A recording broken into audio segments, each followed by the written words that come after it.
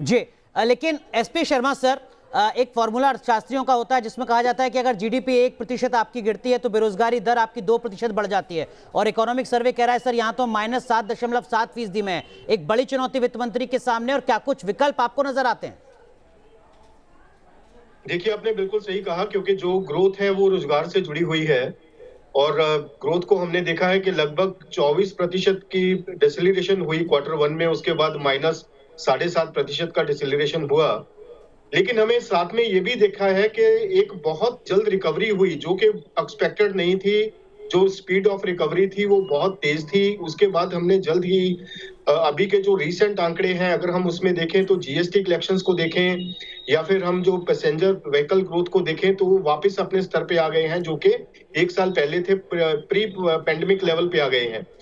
तो यहाँ पे एक चीज जरूरी जो बनती है, सबसे पहले हमें डिमांड को रिजुविनेट करना है, डिमांड को सस्टेन करना है। क्योंकि अगर डिमांड नहीं होगी इकोनॉमी में तो रोजगार भी पैदा नहीं हो सकता। तो सबसे पहले डिमांड को जनरेट करने के लिए सरकार को अपना एक्सपेंडिचर इंक्रीज करना पड़ेगा। जी। जैसे कि पहले प्रवक्ता ने बताया कि इसमें हमें कुछ आंकड़े कुछ देर के लिए भूल जाने होंगे या उनको नजरअंदाज करना पड़ेगा। जैसे कि फिस्कल डेफिसिट है, अगर हम ये सोच के चलेंगे कि फिस्कल डेफिसिट को भी एड्रेस करना है और रोजगार भी बढ़ाना है और डिमांड भी इंक्रीज करनी है, तो सभी चीजें एक साथ नहीं हो पाएंगी। You have to sacrifice something to gain something.